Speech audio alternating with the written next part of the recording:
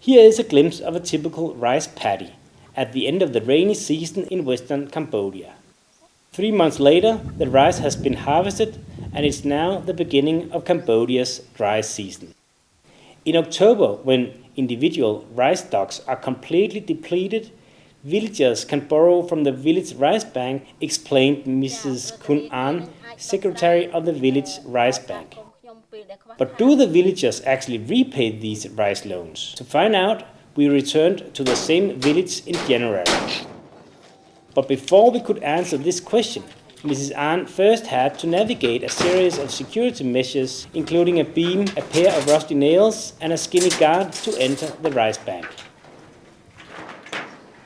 Yes, it has been a good year, Ms. An states. All 43 members of the rice bank have repaid their loans with 20% interest, and in addition, the personal equity of each member has increased by 10 kilos of rice.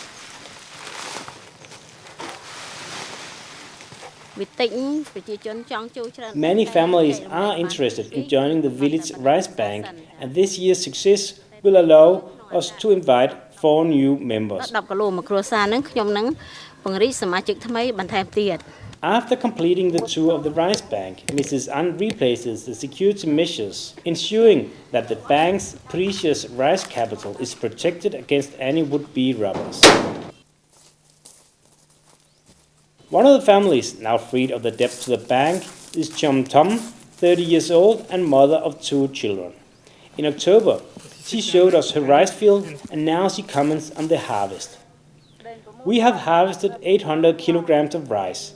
We paid back our debt to the rice bank and put the savings in the bank. We will keep the rest of the rice here in our house, but sell some of it at the market in order to buy different things. But will you have to borrow from the rice bank again this year? Yes, this is not sufficient, she answers. We cannot live on this the rest of the year. We will have to borrow from the rice bank again at the end of the season. We can borrow 90 kilograms, which should be sufficient for the last 2 months before the harvest in December.